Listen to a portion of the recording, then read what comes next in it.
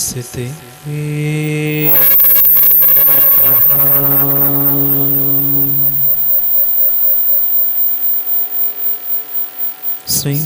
श्रीमत्परं गम्भीर स्याद्मोगलाञ्छनं जियात्रैलोक्यनाथस्य शासनं जिनशासनं जय मंगलदारं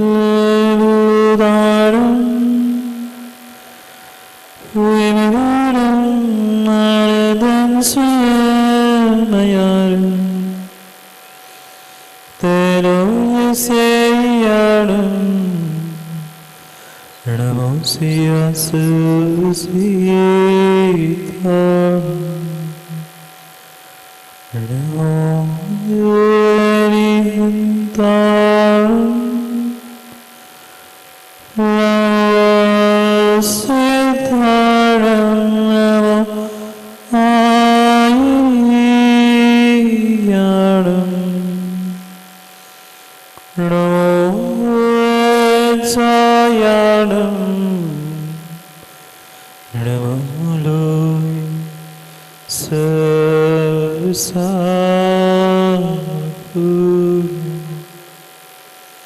अनंतानंद परम सिद्ध भगवान के 1008 से आदिनाथ भगवान के जय। परम पूज्य आचार्य भगवान कुंद कुंद स्वामी के जय। परम पूज्य आचार्य भगवान गुरुवर विशुद्ध सागर जी महाराज के जय। सनातन जैन धर्म के जय। भगवान के पंच कल्याणक महामहोत्सव के जय। जय बोलिए परम पूज्य क्षमा मूर्ति वात्सल रत्नाकर विच्छिन्न ज्ञान उपयोगी मुनि श्री सुप्रभ सागर महामुनिराज की, मुनि श्री प्रणत सागर महामुनिराज की नमोस्तु ईश्वर नमोस्तु। अंतिम तीर्थेश वर्धमान स्वामी के शासन में हम सभी रास्ते और उनकी यह पावन पीयूष देश में हम सभी के लिए परम उपकारी। अनादिकाल से हमारी आत्मा में जो जन्म जरा और मृत्यु रूपी रोग लगे, उन रोगों का उपशमन करने वाली कोई परम औषधि है तो वह एकमात्र यह जनवाणी। भव्य आत्मा से परमात्मा बनने की और पाषाण से परमात्मा बनने की आज अंतिम सीढ़ी। क्या वह जीव के परिणाम होंगे जिसने अपने अनादि के संस्कारों को, अनादि के उस मिथ्यात्व को तोड़कर अपने भीतर के परमात्मा को प्रकट कर लिया होगा। एक पाषाण में संस्कार करते करते वह पाषाण भी परमात्मा बन गया। पर चक्रेश भाई, कितने पंच कल्याणकों में तुमने पाषाण से परमात्मा बनते हुए देखा, और कितने सारे जीव प्रतिदिन मंदिर में जाकर परमात्मा की पूजा करते हुए देखा। एक बार पाषाण मंदिर में पहुंचता है, परमात्मा बन जाता है। आप सैकड़ों बार माताओं मंदिर पहुंचे पर एक बात भी परमात्मा नहीं बन पाए। कहाँ भूल हुई थी? पाषाण धातु तो परमात्मा बन चुका, पर मैं क्यों नहीं परमात्मा बन पाया? ऐसा कौन सा कारण था कि मैं अपने परमात्मा शक्ति को प्रकट नहीं कर पाया? कोई बाहर का कारण नहीं, अपितु मेरे भीतर बैठे हुए अनादि के मिथ्यात्व, अविरति, प्रमाद, कसाय के संस्कार मुझे इस धरा पर बांध के रखे। प्रत्येक आत्मा में तीन आत्मा की शक्ति है, या ऐसा कह दो आत्मा तीन प्रकार का।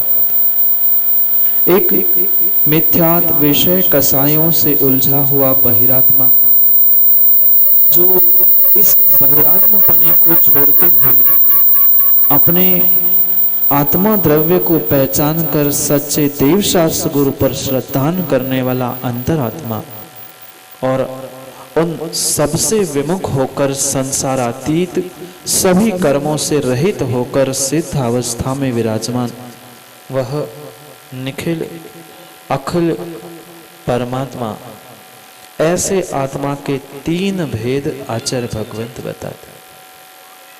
जीव स्वयं ही पुरुषार्थ करके अपने उस बहिरात्मा अवस्था को छोड़कर अंतरात्मा और अंतरात्मा से ही परमात्मा बन सकता है। परमात्मा बनने के लिए पहले, सबसे पहले उसे अपने भीतर के उस अंतरात्मा का बोध होना आवश्यक है। अगर अंतरात्मा का ज्ञान नहीं है तो बोध कभी भी परमात्मा बन नहीं सकता। क्या प्रबल पुरुषार्थ किया होगा उस आदिनाथ भगवान के जीव ने, जो कुछ ही क्षणों में, चंद मिनटों में उस सिद्धालय में, मोक्ष में पहुंचने वाले हैं। एक क्षण अगर मां हम विचार करें, घर में रखी हुई पुरानी साड़ी फट जाए फेंक देते हो, फट जाए तो फेंक देते हो। यहाँ भले ही ऐसे कर लेना, पर घर में स्वयं जाके मां देखना कितने सारे फटे वस्त्र संभाल के रखे, टूटे बर्तन, फटे वस्त्र, इतनी सामग्री हमने टूटी फूटी भी जोड़ जोड़ के रखी है, मात्र इसलिए कि कभी काम पड़ने पर, जरूरत पड़ने पर काम आएगी। पर काम कितनी आई? जब जब काम में आती है तब तब नई वस्तु ही आती है, पर वह टूटी फूटी सामग्री भी हमसे छूट नहीं रही है और वे परमात्मा सबको छोड़कर चले जाएंगे। ये जो हमारे अनादि के प्रचंड संस्कार मेरे भीतर बैठे हैं, पर वस्तु को अपना अपना मानने के जो ये संस्कार है, यही तो सूक्ष्म मिथ्यात है। जो पर वस्तु को, पर शरीर को, पर जीवों को, पर द्रव्यों को अपना मान रहा है, वही बहिरात्मा है।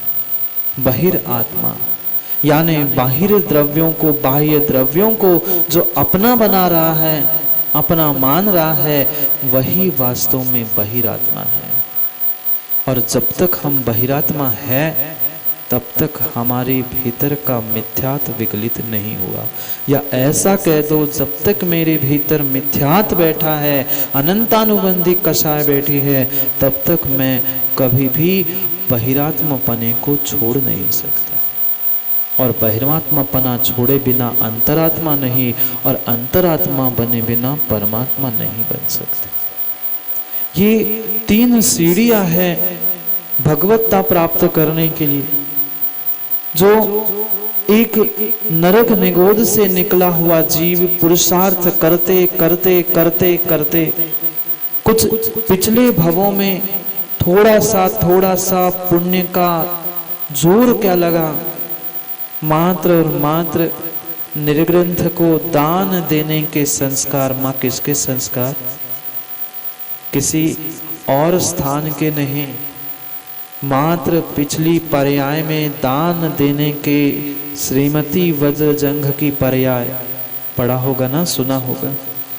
जिस श्रीमती वज्रजंघ की पर्याय में मात्र अपने संतान को दान देने के जो संस्कार था, और मात्र इतना सा पुण्य, सारांश भाई कितना, इतना सा मात्र पुण्य सच्चे भावों से निर्ग्रंथ के हाथ पर ग्रास रखा था, और जिसका साक्षात फल मिला कि आज वे परमात्मा बनने जा रहे हैं।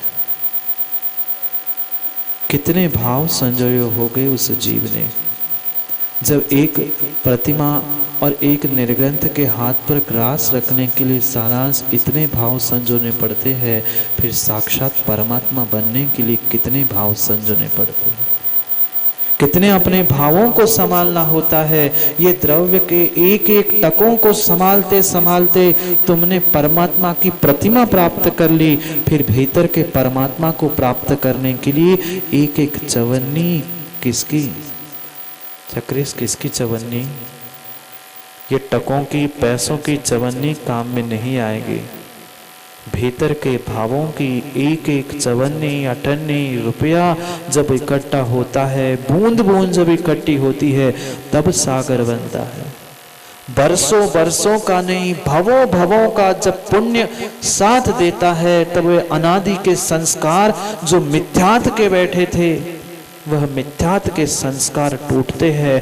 पर वस्तु से ममत्व भाव, मोह कर्म धीरे धीरे विगलित होने लगता है, और जैसे ही दर्शन मोह का नाश होता है, वह जीव अविरत सम्यक दृष्टि बनता है। सच्चे देव, सच्चे शास्त्र और सच्चे गुरु पर जो श्रद्धा है, परमात्मा ने, जिनवाणी ने और गुरु ने जो जैसा कहा है वैसा अनुकरण करने वाला, उनकी सेवा में तत्पर रहने वाला, हिंसादि दोषों से दूर रहने वाला जो जीव होता है, वही सच्चा सम्यक दृष्टि जीव होता है। सीधे पहले गुण स्थान से मां चौथे गुण स्थान में छलांग लगी।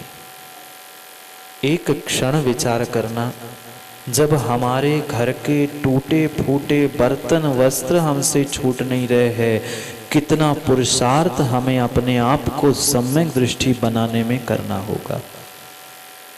कितना मोह, कितना राग और कितना मिथ्यात अपने आत्म में विगलित करना होगा, जिससे ये अनादि के संस्कार मिटकर हम परमात्मा बन सकते। बहिरात्मपना छूट गया। जैसे ही अनंतानुबंधी और मिथ्यात दर्शन मोहनी के टुकड़े कर कर 3 टुकड़ों को प्राप्त किया, सासादन गुणस्थान में अगर उस सम्यक दर्शन से गिरता है, क्वचित कदाचित चौथे गुणस्थान से, तो वह पुनः सासादन यानी दूसरे गुणस्थान में उस दर्शन मोहनी के जो टुकड़े किए थे, मिथ्यात सम्यक प्रकृति और मिथ्या सम्यक मिश्र, उस मिश्र का उदय आने पर तीसरा गुण स्थान, और अगर सम्यक दर्शन प्राप्त करने के लिए सम्यक प्रकृति का उदय प्राप्त किया है, तो वह सम्यक दृष्टि जीव भी बनता है। असंख्यात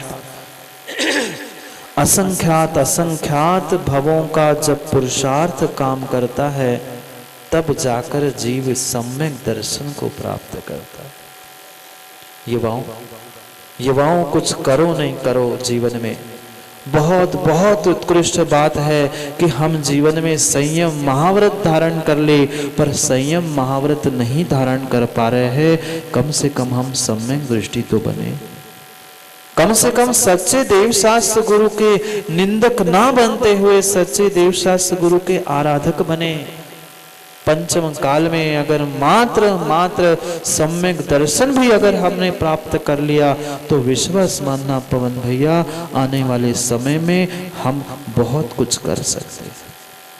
पर आवश्यकता कोई व्रत, कोई संयम, कोई नियम की विशेषता नहीं है। मात्र निर्मल 25 दोषों से रहित होकर जो सच्चे देव शास्त्र और गुरु की जो श्रद्धा है, विश्वास है, वही तुम्हें सम्यक दृष्टि बनाने वाला है। आचार्य भगवान तो इतना तक कहते हैं राकेश पंडित जी कि जिसने सम्यक दर्शन प्राप्त कर लिया, उसने पूरा संसार लगभग जीत लिया, लगभग संसार जीत लिया। मात्र अब कुछ पुरुषार्थ शेष बचा है, मात्र संयम को, चारित्र को धारण करके अपने जीवन के उत्थान के अंतिम चरण को प्राप्त कर। जो मिथ्यात्व से युक्त बहिरात्मा का वह मिथ्या ज्ञान था, विपरीत ज्ञान था, जैसे ही सम्यक दर्शन प्राप्त हुआ, उसका वह मिथ्या ज्ञान तुरंत उसी क्षण सम्यक ज्ञान हो गया। 3 में से 2 रत्न मिल गए, 3 में से 2 रत्नों की प्राप्ति हो गई। सम्यक दर्शन, सम्यक ज्ञान प्राप्त हो गया। अब शेष था सम्यक चारित्र। पुनः जीव ने पुरुषार्थ किया, प्रबल पुरुषार्थ किया, और प्रबल पुरुषार्थ के बाद पुनः जो देश विरत यानी अणुव्रतों को धारण करने वाला पंचम गुण स्थान वर्ती श्रावक बन गया। अभी श्रावक नहीं था। विश्वास मानना मन्नू भाई, आज इस पंच कल्याणक की वेदी पर, वेदी के सामने बैठकर आपके जो नियम लेने के भाव हुए हैं, ध्यान रखना कोषाध्यक्ष जी। नहीं तो मन्नू भैया के महाराज जी हमने तो मात्र पंडाल के लिए दिया था, बाहर ये विश्वास मानना देव शास्त्र गुरु के सानिध्य में आपने नियम लिया है। और मैं तो कहता हूँ पुष्पेंद्र भाई, एक ने भी कोई जीवन भर के लिए नियम लिया है। और कल तो मैंने देखा भी आहार देते समय, और आज भी बहुत सारे जीवों ने कितने सारे नियम ले लिए। चंदेरा का पंचकल्याणक सफल हो गया, 4-6 लोगों ने भी अगर संयम धारण,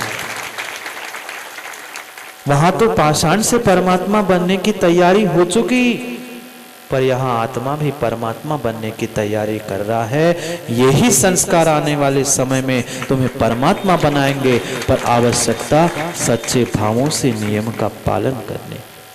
जितने जितने जीवों ने कल आज नियम लिए हैं, वे प्रत्येक जीव अपने आप को संस्कारित करते हुए यही निर्णय करे कि आने वाले समय में आज इस दिन का, ये काल का, इस चंदेरा नगर का यही हमारा उस पंच कल्याणक की सफलता है कि भले ही कितने ही अनादि के संस्कार मेरे भीतर ठूस ठूस के भरे हैं, एक भी मैंने पाप छोड़ दिया, एक भी अशुभ कार्य छोड़ दिया, एक भी हमने विगलित करने वाले हमारे मिथ्यात या कसाय विषयों को छोड़ा है, मैंने अपने परमात्मा पने को प्राप्त करने का पहला स्थान प्राप्त कर लिया है।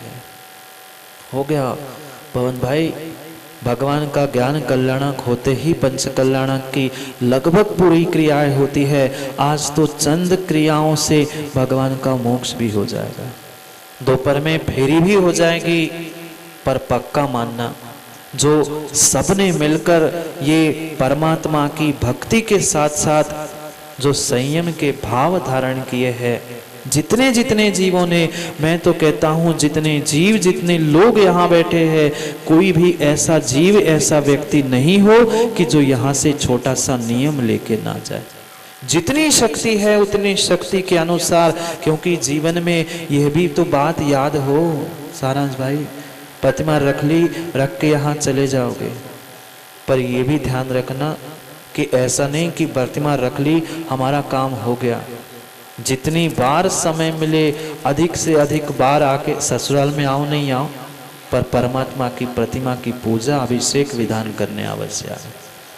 क्योंकि हमने तो अपना काम कर लिया, अब व्यवस्थापक व्यवस्था तो बनाएंगे, पर हमें भी बोध होना चाहिए, आने वाली पीढ़ी को भी ये बोध होना चाहिए कि हमने परमात्मा की प्रतिमा विराजमान की थी। जैसे ही नियम संयम लेकर वह जीव सम्यक दर्शन के साथ साथ अविरति छोड़कर देश विरत यानी अणुव्रत को प्राप्त करता है, उसका 5वां गुण स्थान प्रारंभ होता है। दूसरी प्रतिमा से वह देशव्रती कहलाने लग जाता है। भले ही हम देशव्रती ना बने, भले ही हम देशव्रती ना बने, पर देशव्रती बनने के लिए छोटे छोटे नियमों से संयम का पालन करते करते हम नियम से आगे बढ़ सकते हैं। क्रम क्रम से भले ही एक एक कदम चले, जैसे बालक घूंटों चलते चलते हाथ पकड़कर चलना सीखता है, फिर हाथ छोड़कर भी चलना सीखता है, ऐसे ही तुम्हारे ये छोटे छोटे नियम युवाओं कल तुम्हारे लिए उस महाव्रत को देने वाले हो सकते हैं। मिथ्यात को विगलित किया, सम्यक दृष्टि बन गया, सम्यक को भी विगलित किया, सम्यक को प्राप्त करते हुए जो अविरति थी उस अविरति को विगलित कर दिया, अणुव्रत धारण कर लिए। अब पुनः एक छलांग लगाए और वह महाव्रतों को धारण करने वाले 9 कोटि से पापों का, हिंसा आदि का त्याग करने वाले वे निर्ग्रंथ मुनिराज बन गए। जो चलते उठते बैठते खाते पीते बोलते प्रत्येक समय में विवेक के साथ कार्य करने वाले, सीमित बोलने वाले, सीमित खाने वाले, सीमित चर्चा करने वाले वे धरती के देवता दिगंबर मुनिराज बन गए। यात्रा चल रही है, यात्रा चल रही है आत्मा से परमात्मा बनने की।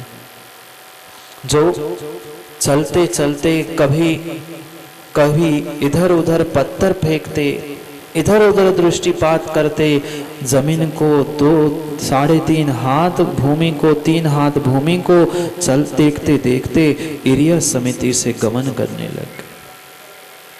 कितना कितना प्रबल पुरुषार्थ किया होगा जीव ने।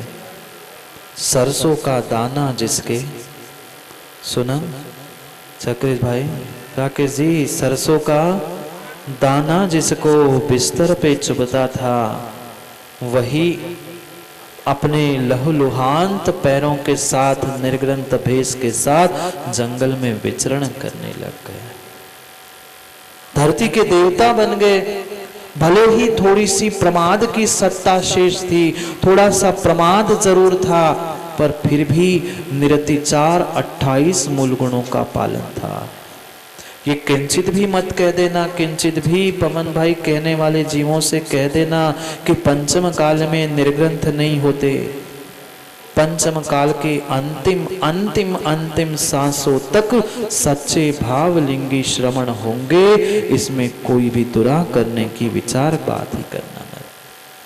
माँ, जब तक आपको ये अग्नि दिख रही है, जब तक युवाओं तुम्हें सिकी सिकाई रोटी खाने को मिल रही है, जब जब वह सिकी सिकाई रोटी मुख में रखो, उसके पहले एक क्षण याद करना कि ये सिकी रोटी मुझे मिल रही है, मतलब कहीं ना कहीं सच्चे भावलिंगी श्रवण है।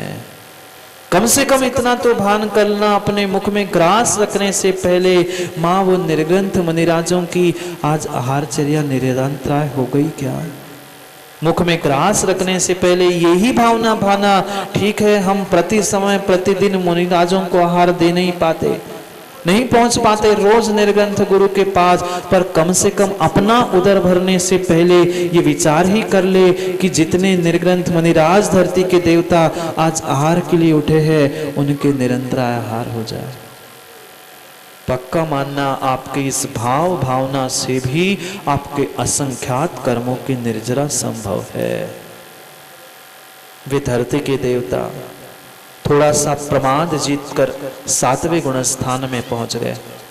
वहां पर प्रमाद को छोड़कर अप्रमत्त बन गए, और जैसे ही अप्रमत्त बनकर और परिणामों की विशुद्धि बढ़ी, और परिणामों की विशुद्धि बढ़ी, वे सातिशय प्रमत्त की अंतिम चरण में पहुंचते ही अगले अपूर्व करण गुण स्थान में पहुंचे। यहाँ पुनः 3 टुकड़े कर दिए। क्या अद्भुत दशा होगी। एक क्षण ध्यान में सोचना कि अभी तक पिच्छी, कमंडल, आहार, भोजन, इरिया समिति, भाषा समिति सबका विकल्प था, फिर भी क्रियात्मक कुछ न कुछ चारित्र चल रहा था। अब मात्र आत्मा में आत्मा का तल्लीन होना प्रारंभ हो गया। अपूर्व करण, आज तक जैसे परिणाम नहीं हुए, ऐसे अपूर्व अपूर्व परिणामों के साथ उन्होंने अपने उस आत्मा से परमात्मा बनाने को और ऊंचाई दी। अपने विशुद्ध परिणामों के साथ उन्होंने 8वां गुण स्थान, 9वां गुण स्थान और 10वें गुण स्थान में जितनी कषाय शेष थी, सूक्ष्म लोभ जो शेष था, वह सूक्ष्म लोभ को भी नष्ट कर लिया। 8वें 9वें गुण स्थान में क्रम से एक एक वेदों का संक्रमण करते हुए अंतिम समय में अपगत वेद यानी वेदों का भी नाश कर लिया। सभी कषायों को संक्रमित करते करते 10वें गुण स्थान में मात्र सूक्ष्म यानी थोड़ी सी बची हुई सांप्राय यानी कषाय सूक्ष्म सांप्राय नाम के 10वें गुण स्थान में बचे। वहां भी बादर कृष्टि से सूक्ष्म कृष्टि से और टुकड़े करते करते करते करते उन्होंने जो क्षपक श्रेणी प्रारंभ की थी, कर्मों की क्षपणा प्रारंभ की थी, सीधे 10वें गुण स्थान से पहुंच गए 12वें गुण स्थान में। जितना जितना वह 10वें गुणस्थान में मोहनीय कर्म का द्रव्य था, उस मोहनीय कर्म के द्रव्य को उन्होंने नाश कर लिया। और जैसे ही मोहनी कर्म का नाश हुआ, मोहनी को जीत लिया, उसी क्षण से, उसी समय से वह क्षीण मोह नाम के 12वें गुणस्थान में पहुंच गए। कठिन है इस संसार में सबको जीतना आसान है, पर इस संसार में अगर किसी को जीतना है तो अपने मोह को जीतना है। बहुत बहुत कठिन है अपने उस मोह को। पहले तो 4थे गुणस्थान में उन्होंने उस दर्शन मोह को जीता, अब चारित्र मोह का जो शेष द्रव्य बचा था, अब उसको भी जीत लिया। कुछ नहीं करो ज्ञानियों, मात्र हम उस दर्शन मोह को जीतने का भी पुरुषार्थ कर ले तो हम आधे तक पक्के में पहुंच जाएंगे। वे ध्यान में लीन हो गए। 8वें गुणस्थान से उन्होंने वह अपना शुक्ल ध्यान प्रारंभ किया। किन्हीं आचार्य भगवंतों की अपेक्षा से 12वें गुणस्थान से शुक्ल ध्यान प्रारंभ होता। कोई आचार्य भगवंत 8वें ही गुणस्थान से शुक्ल ध्यान की भूमिका को कहते। जैसे ही उस शुक्ल ध्यान की पहले पृथकत्व वितर्क शुक्ल ध्यान को करते हुए कभी द्रव्य संक्रमण, कभी भाव संक्रमण, संक्रांति करते करते उन वस्तुओं को, कभी द्रव्यों को, कभी योग को बदलते बदलते उन्होंने अपने आत्मा का चिंतन करना प्रारंभ कर लिया। हम कितना चिंतन करते हैं, हम कितना चिंतन अपने आप का करते हैं और माँ कितना चिंतन दूसरों का करते हैं। वे अपनी आत्मा के ध्यान में इतने लवलीन हो गए कि बाहर का सब दिखना सारांश भाई बंद हो गया। अब न अंश बचा न सार बचा, मात्र आत्मा में आत्मा का तल्लीन होना शेष बचा। 12वें गुणस्थान में पुनः दूसरा वह एकत्व वितर्क शुक्ल ध्यान प्रारंभ किया। और उस एकत्व वितर्क शुक्ल ध्यान के द्वारा जैसे ही उन्होंने बचे हुए तीन शत्रु, जो घातिया कर्म में से एक मोह को जीता था, शेष अभी घातिया 3 बचे थे। 3 घातिया कर्म अभी शेष बचे थे। जैसे ही उन 3 शेष घातिया कर्मों को उन्होंने जीत लिया, तुरंत दूसरे क्षण में, दूसरे समय में उनका वह भगवत्ता प्रकट करने वाला 13वां गुणस्थान प्रारंभ हो गया। सयोग केवली, योग सहित जो केवल ज्ञान को प्रकट करने वाले, 4 कर्मों को जीतने वाले जो अरिहंत परमात्मा होते हैं, वे सयोग केवली बन गए। भगवान की समोशरण रूप उस दिव्य स्थान पर दिव्य देशना भी खिरी। कल आपने सबने उस दिव्य देशना को समोशरण में भी सुना। समोशरण में बहुत बहुत बहुत तत्वों का गहन चिंतन मनन हुआ। उसी समय जैसे आदिनाथ भगवान को वहां केवल्य की प्राप्ति हुई थी, भरत को उसी समय पे चक्र रत्न और पुत्र रत्न की भी प्राप्ति हुई थी। पर सच्चा सम्यक दृष्टि जीव वही होता है जब अपने सब काम छोड़कर सबसे पहले परमात्मा के पूजा में लगता है। अशोक भाई, सम्यक दृष्टि जीव, भरत साइक सम्यक दृष्टि था, पुत्र रत्न देखने नहीं गया, चक्र रत्न की भी पूजा नहीं करने गया, सबसे पहले कहीं पहुंचा तो धर्म और मोक्ष पुरुषार्थ का फल देने वाले उस केवल ज्ञान की पूजा करने के लिए पहुंचा। वहां भी भगवान ने भव्यों को उपदेश देते हुए जगह जगह पर उनके समोशरण में दिव्य देशना की। अब वह अंतिम समय पहुंचा अब वह अंतिम समय आया, अंतिम क्षण आया, जब वह परमात्मा उस संयोग अवस्था से अयोगी बनेंगे। तीसरा शुक्ल ध्यान प्रारंभ हुआ। तीसरा शुक्ल ध्यान प्रारंभ हुआ, जहां पर वह अपने सभी प्रकार के बहिरंग जल्प, विकल्प, अंतरंग विकल्प सबको छोड़कर लीन हो गए। और जैसे ही 13वें गुण स्थान के अंत्य उपांत समय में तीसरा शुक्ल ध्यान पूर्ण हुआ, 14वें गुण स्थान को उन्होंने प्राप्त किया।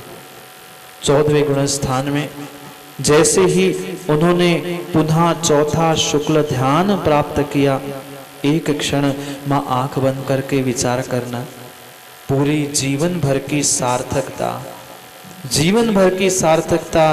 कभी आप लोगों ने पेपर दिए? सारांश भाई पढ़े लिखे हो? पता है, मुझे पूछ रहा हूँ, आप पढ़ाते भी हो, पूछ रहा हूँ। जब कोई बालक, कोई युवा पेपर देता है और पता चलता है कि कल रिजल्ट है, रात में नींद आती है? रात में नींद आती है? और कोई ऐसी बहुत बड़ी कॉम्पिटिटिव एग्जाम हो, कोई ऐसी रिजल्ट वाली एग्जाम हो जिसमें बहुत कम % रिजल्ट आता है, उस दिन क्या रात में ना भूख लगती है ना नींद आती है? उस जीव की सोचो, जिस जीव ने भवों भवों से पुरुषार्थ किया होगा, अब चंद मिनटों में जिसको सिद्धालय प्राप्त होने वाला होगा, उसके भीतर क्या हो रहा होगा? एक क्षण विचार करना। जैसे ही 14वें गुण स्थान में, जैसे ही 14वें गुण स्थान में वह पहुंचते हैं, चौथा शुक्ल ध्यान प्रारंभ करते हैं, कोई घंटा, 2 घंटे, 48 मिनट, कोई समय नहीं, कोई समय नहीं, मात्र और मात्र 5 ह्रस्व अक्षर अ, इ, ओ, रिरी, लिरी, और जैसे ही 5 अक्षर हो गए, यहाँ पर भगवान का मोक्ष गुण स्थानातीत हो गए और भगवान भी उस सिद्धालय में जाकर युग संपूर्ण हुआ,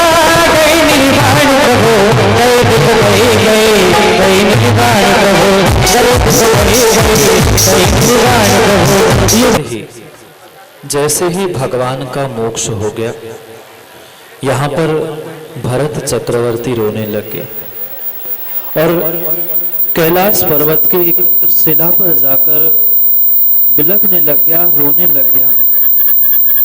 सौधर्म को जैसे ही ज्ञान हुआ कि भगवान का मोक्ष हुआ है, पूरे अपने दलबल के साथ उस कैलाश पर पहुंचा और बिलखते हुए, रोते हुए उस भरत चक्रवर्ती से पूछता है, क्यों भाई, तुम्हारे इस युग के प्रथम तीर्थंकर तुम्हारे पिता को मोक्ष हुआ, सब कल्याणक में तो खुशियां मना रहा था, और जिसके लिए जीवन भर का पुरुषार्थ किया था, उस मोक्ष कल्याणक होते ही तू रोने लग गया। रोने जैसी क्या बात है? तुम्हें तो खुशियां मनानी चाहिए। हम सभी इंद्र लोग आए हैं उस मोक्ष कल्याणक को मनाने के लिए, खुशियां मनाने के लिए। अभी अग्नि कुमार के देव भी आएंगे, जो मात्र नख और केश बाकी है, उस नख और केश का संस्कार करने के लिए। भगवान का शरीर तो विलीन हो गया कपूर की भांति, मात्र जो बाल और नख बचे हैं, जिसमें आत्म प्रदेश नहीं होते, उनके संस्कार करने अग्नि कुमार के देव आएंगे। तू बिलख क्यों रहा है? रो क्यों रहा है? मुंह लटका के क्यों बैठा है? तुम्हें तो खुशियां मनानी चाहिए हमारे साथ। कितना सुंदर उत्तर वह भरत चक्रवर्ती देता है पुष्पेंद्र भाई। भरत कहता है, मुझे पिता का मोक्ष हुआ उसका दुख नहीं है, मुझे किंचित भी पिता का मोक्ष हुआ उसका दुख नहीं है। मैं तो बहुत खुश हूं कि पिता को मोक्ष हुआ। मैं भी चाहता हूं मैं मोक्ष को प्राप्त कर लूं। फिर सौधर्म पूछता है, भाई रोने जैसी बात क्या है, फिर क्यों रो रहे हो? कहता है, मुझे पता है भगवान का मोक्ष हो गया, बहुत अच्छा हुआ, पर जो भगवान की वाणी समो शरण में खिरती थी, मैं भी केवल्य को प्राप्त कर लूंगा, मैं भी भगवान बन सकता हूं, पर जो भगवान की वाणी खिरती थी, समो शरण लगता था, वहां जो मैं भगवान से प्रश्न पूछता था, अब मैं किससे प्रश्न पूछने चला जाऊं? अब मैं किससे प्रश्न पूछने चला जाऊं? भगवान के मोक्ष का दुख नहीं है, मैं भी कैवल्य प्राप्त करके मोक्ष प्राप्त कर सकता हूं, पर जो भगवान से प्रश्न पूछना था, जो भगवान की वाणी मुझे सुननी थी, अब वाणी मुझे सुनने नहीं मिलेगी, इसका मुझे दुख हो रहा है। क्या करें? मोक्ष होता है तो जाना तो पुष्पेंद्र भाई पड़ता ही है, आज नहीं तो कल, अभी नहीं तो कभी। जो आया है माँ उसे जाना भी पड़ता है, संसार से जाना है, इस आने जाने को चक्कर को छोड़ना है, तो हमें समय को समय पे समझना है। पाषाण से परमात्मा बन गए, पर हम आत्मा से परमात्मा क्यों नहीं बन पा रहे? ये प्रश्न हमें अपने आप से पूछना है। करना है अभी बहुत सारी चर्चाओं को, पर समय आपका हो गया है। दोपहर में करेंगे अगर समय पे आओगे तो, क्योंकि कल तो ना पांडाल बचेगा ना आप बचोगे, मतलब कहीं जाओगे नहीं, इंद्र नहीं बचोगे, ये कह रहा हूँ। कल तुरंत शाम को इंसान बन जाओगे, आज ही इंद्र हो, दोपहर तक हो। इसलिए समय का ध्यान रखते हुए, समय को समझने के लिए, जिनके असीम अनुकंपा और असीम आशीर्वाद से जो ये हमारा अनुष्ठान संपन्न होने के मार्ग पे है, इसलिए संपन्न नहीं कह रहा हूँ क्योंकि अभी कहाँ गए पवन भैया? अभी तो हवन भी बाकी है, भले ही पवन आई हो पर हवन भी बाकी है और फेरी भी बाकी है, और फेरी के बाद फिर बहुत सारा फेरना भी है। परमात्मा को भी हमें यथास्थान विराजमान करना है। जो कई वर्षों से वह अस्थाई वेदी पर जो भगवान है, जैसे ही भगवान ने अपना शाश्वत स्थान प्राप्त कर लिया, ऐसे ही मूल नायक को भी हमें उनके स्थान पर पहुंचाना है। उस कलश का आरोहण भी करना है। समय को समय पर समझने के लिए दोपहर में पुनः समय पे आएंगे, क्योंकि समय पे किया गया काम समय को दिलाता है। बोलिए भगवान महावीर स्वामी।